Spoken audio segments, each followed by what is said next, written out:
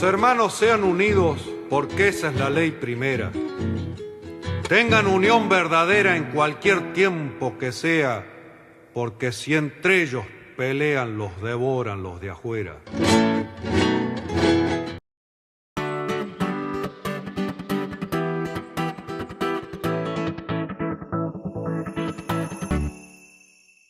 Últimas imágenes del naufragio, por Carlos Caramelo, voz Alejandra Benaglia. El que no obedece al timón, obedecerá al arrecife. Solón. Si fuese verdad que los discursos engañosos se construyen sobre verosímiles, y yo creo que es así, el gobierno nacional entonces hace rato que no debería ser confiable. Nada de lo que dice o hace provoca fe, o al menos esperanza. Por eso se tornan cada vez más nítidas las fisuras tanto de su construcción económica como de su estructura política. Y por esas endijas se filtra el ácido aroma de la interna libertaria. O algo similar. La encuesta Domingo de Datos de esta semana, el excelente material que nos brinda la consultora Subán Córdoba, muestra, entreverado en la pregunta sobre si los libertarios aprovechan el caso de Fabiola para que no se hable de la crisis económica y el crecimiento de la pobreza, que más del 25% de los votantes de Milei en balotaje comienzan a alejarse de aquella profesión de fe que los definía en los primeros meses del desastre. Los fieles comienzan a dejar de darle tiempo y las soluciones no aparecen. El derrumbe del 19% en el consumo durante los primeros 11 días de agosto, tener en cuenta que la caída interanual hasta julio era del 23,4%, el cierre de más de 10.000 pymes, la pérdida de 265.000 puestos de trabajo, la mayoría por despidos en grandes grupos económicos como Bridgestone, Techint, Volkswagen y FATE, entre otros, la expectativa de una caída de 4 puntos para el año en curso que acaba de publicar el INDEC, el desastre político en el Congreso, 3 derrotas al hilo, y el mal humor que se respira en las calles avisan con estridentes bocinas que el gobierno está escorado. La posibilidad cada vez más cercana del hundimiento final se comprueba en el abandono del barco que están apurando las ratas. Tocamos fondo, dijo el presidente de la UIA, Daniel Funes de Rioja, el abogado en cuyo estudio se escribió gran parte del plan actual económico. Yo creo que si devaluamos, chau, se acabó todo. El programa, Milei, se acabó todo. Lo acompañó el economista Ricardo Arriazu, uno de los más escuchados por el presidente. Y hasta el opinador Juan Carlos de Pablo, que parecía estar dispuesto a inmolarse en el sagrado altar purificador del equilibrio fiscal, advirtió: no somos Noruega, no hay que hacerse demasiadas ilusiones. Asombro, dolor, ni los cruzados ni los jacobinos responden ya como otrora. Se escucha de fondo como música incidental, mi corazón seguirá latiendo, tema central de la película Titanic. Javier sostiene a Karina de la cintura en la popa del gobierno, mientras el viento les da en la cara y en el cielo una nube que toma la forma del hocico de Conan pasa. El hombrecito gris. No es el Parravicini, es el de Sui Generis, una suerte de personaje de historieta que le tiene miedo a esa tía con cara de arpía. Queda a criterio del lector encontrar el parecido. No es el león de la Metro Golden Mayer, ni tan siquiera el gatito mimoso al que refirió la ocurrencia de Miriam Bregman. Es un perro apaleado lamiendo la mano del amo que lo castigó y le advirtió que no tienen ninguna independencia política. En una semana que ni tirando las cartas de tarot podrían haber previsto, las defecciones y derrotas libertarias han sido tantas y tan significativas que el presidente abandonó su deporte predilecto, que es viajar a encuentros de ultraderecha absolutamente al pedo, y decidió quedarse en la Argentina a pasear el cachorro recientemente adquirido por su hermana Karina por el patio de las palmeras de la Casa Rosada. Thor se llama el can, un boyero de Berna, así denominado por las tareas que realizan los perros de esta raza en los alrededores de la capital suiza, lo que hace pensar que la nueva mascota de 4 meses es el único que tiene una historia de trabajo en la familia Milei y su entorno. Ni Javier, ni Karina, ni su vástago pseudo adoptivo Santi Peaky Blinders Caputo, ni, por supuesto, su mesa chica, Petovelo, Francos, el Toto de la Champion, la Pato Pistolera e incluso el recién llegado Sturzenegger, reconocen ningún antecedente significativo en el mundo laboral. Nunca fideos, siempre ñoquis. Y se les nota, tienen menos política que un partido de bochas y menos criterio de administración pública que una cumbia de Gilda. De allí el resultado catastrófico de sus últimos días parlamentarios. Tenés que perder 3 seguidas siendo el poder. De su gestión económica, volvió a subir la inflación 3,9% en los alimentos, más la nafta, el transporte y las tarifas, y agosto empieza a despedirse del ansiado número 3 al inicio del porcentaje inflacionario. Y de su construcción partidaria, gritos, llantos, traiciones módicas y Villarroel parada de manos es la síntesis. No me llamás padrino, pero la mayor defección la exhibe ese llamado al verdugo para que vaya a cenar milanesas a su casa de Olivos. Imagino la reunión y pienso en Carlos el Indio Solare y su premonitorio jijiji. El muy verdugo cena distinguido, una noche de cristal que se hace añicos. Y después dicen que la poesía no es profética. Añicos está hecha la relación Milei-Macri que nació lastimada y que está definitivamente rota, apenas atada por el hilo invisible que define si el presidente se va por las buenas y libre o por las malas y preso. Por lo pronto el aviso está. El número de legisladores para el juicio político existe, puede reunirse. Todo depende de cómo se porte de aquí en más. Es verdad que el mensaje es mafioso. Así opera la nandragueta. No importa si después de encabezar el Zoom en donde dijo que hacía 8 meses que el gobierno los estaba boludeando y mandar a los suyos a votar junto al radicalismo y el kirchnerismo en diputados y senadores. Ahora Mauricio dice que está bien que Milei vete la ley de movilidad jubilatoria. Tampoco importa que Javier diga que las explicaciones de Macri no lo satisfacen y haga una defensa fenomenal del triángulo de hierro que conforman él junto a Karina y Santiago Caputo. Recordar que el acero es 100 veces más fuerte. Lo único que interesa es que lo tuvo que invitar a Olivos a una reunión a solas y que lo que pasó ahí está íntimamente ligado al mensaje del Calabrés. No me tienes respeto, no me llamas padrino, parafraseando a don Corleone.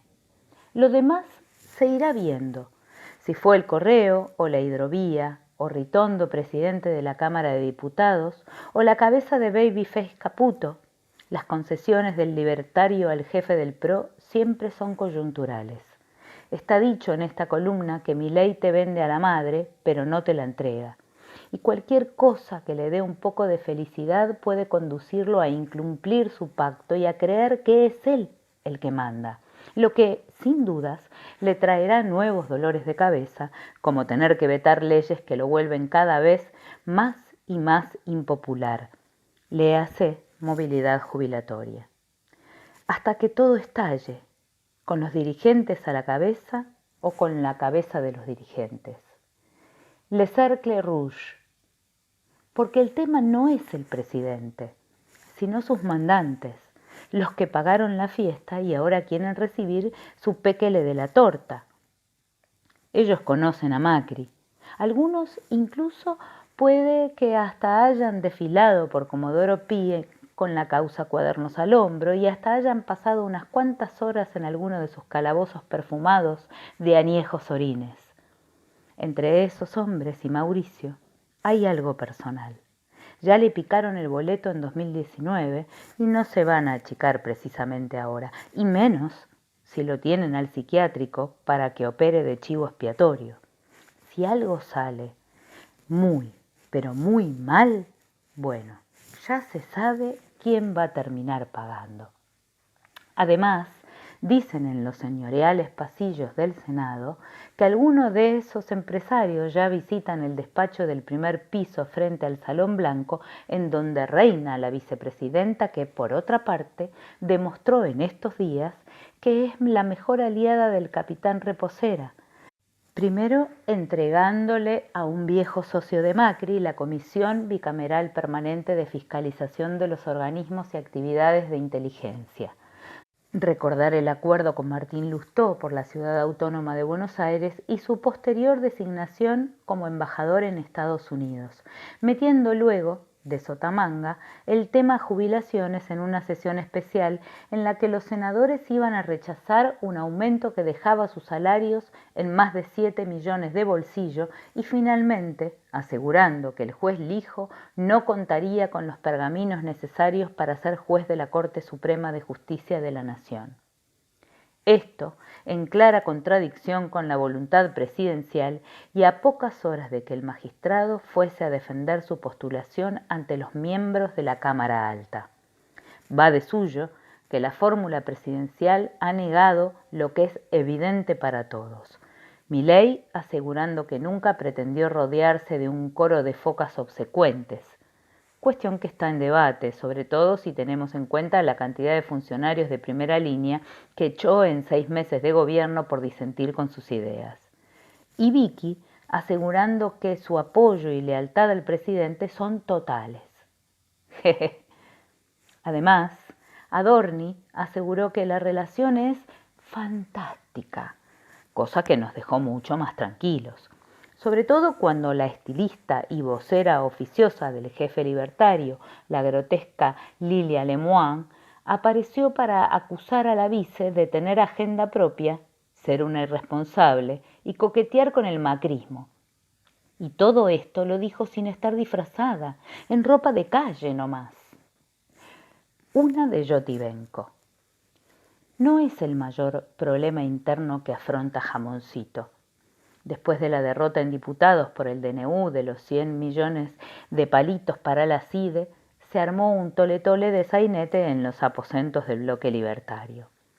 Un grupo bastante machirulo, integrado básicamente por Beltrán Benedict, organizador del picnic con represores, Gabriel Bornoroni, presidente del bloque libertario, y Nicolás Mayoraz, el más exaltado, la emprendió con las diputadas Rocío Bonacci y Lourdes Patito Arrieta, a quienes les dijeron de traidoras para abajo de todo. El griterío, los insultos, el cruce de acusaciones concluyó en un mutis por el foro de Arrieta al borde de un ataque de nervios, rodeada de personal de seguridad para correr a denunciar a sus compañeros de bancada por violencia de género en la Oficina de Violencia Doméstica de la Corte Suprema de Justicia. La cuestión se inició porque Arrieta había revelado que la combi que los trasladó a la cárcel de Seiza había sido provista por la presidencia de la Cámara, lo que involucraba directamente a Martín Menem. Y a Menemito no lo toquen porque se enoja Karina y ya se sabe. Otra que lo complicó, pero por un tema diferente, fue Sandra Petovelo, que lo habría involucrado a él y a su primo Lule, el cuñado presidencial, en una compra por 27 millones de pesos que la Agencia de Discapacidad hizo a la droguería suizo-argentina, propiedad de la familia Kovalikier de antiguos vínculos con los Menem. La acompañante terapéutica de Milei y ministra de Capital Humano, a quien llaman la rana porque dicen que vive a los altos, tuvo otra semana agitada por su estallido de llanto durante una reunión de gabinete en la que aseguró que ella no va a ir presa por culpa de Santiago Caputo. Su presentación en queja a la Corte Suprema para no tener que repartir los alimentos y la detección por parte de la justicia de excrementos y orines de gato en los galpones en los que se amontonan frazadas y comida que no se entrega a los comedores. En ese sentido, el líder social Alejandro Pitu Salvatierra, contó en un programa televisivo que recorriendo merenderos vacíos descubrió uno que tenía provisión para 2 meses. ¿Cómo llegaste al gobierno?, le preguntó a la persona encargada. Nada de gobierno, le respondieron. Pasó el dealer de la zona, me preguntó qué necesitaba y al día siguiente tenía toda esta mercadería. Escalofriante, pero real. Cuando el Estado se retira, los cárteles suelen ocupar el lugar vacío. Colombia, en los años 2000, fue un claro ejemplo de eso. Escuelas, viviendas y hasta clubes de fútbol se convirtieron en algunas de las cosas que los patrones le entregaban al pueblo. Administradores, no dirigentes. No estamos tan rotos como creen, celebraban los diputados del progre peronismo luego de haber logrado que 89 de los 99 legisladores que registran se sentaran a votar. Una victoria pírrica si las hay, porque el rechazo del DNU no significó nada más que un gesto político. Nosotros quisimos votar la nulidad, pero el radicalismo y el pichetismo se opusieron, me contó un diputado de los que son de verdad. El 80% del dinero establecido en el decreto ya ha sido ejecutado y pelito al cielo nunca vuelve. Pero además, esta suerte de victoria legislativa la copó el macrismo, a quien todos los medios le atribuyen haberle dado un golpe a Milei porque encaja en la lógica de otra pelea sorda que se viene desarrollando en la Realpolitik, la de cuándo Mauricio le va a soltar la mano al presidente. Pasa que este variopinto conjunto dirigencial que se agrupa en los espacios que alguna vez ocupó el justicialismo no encuentran un vector político que los constituya como la verdadera oposición a este desmadre del gobierno libertario. Aquella herramienta sensible, emotiva, no confundir emotividad con emocionalidad, que fue lo que utilizó Milei en su campaña, sobre todo en las redes, que constituía al primer peronismo, le ha dejado paso a un burocratismo anárquico en el que el gobernar se conforma con el hecho de ejecutar políticas públicas sin alma, destinadas a minorías que, por lo general, son refractarias a los usos y las costumbres de la esencia del movimiento popular. Culpógenos, desorientados, vacíos de doctrina porque es antigua, inseguros para construir vínculos con el porvenir, enojados, se aferran a sus pequeños poderes vicarios, ejerciendo tácticas dispares que no se referencian con una estrategia de conducción. ¿Acaso porque eso no esté demasiado claro, o no se pueda verbalizar, o no existe? Más preocupados en mirar hacia el costado que hacia el frente, parafraseando al Perón de actualización política y doctrinaria para la toma del poder, parecieran estar más cómodos en la resolución de cuestiones internas de la superestructura que en la cuestión de remediar los agudos problemas que enfrenta el pueblo. Como si por haber sido tan perseguidos nos hubiésemos convertido en perseguidores.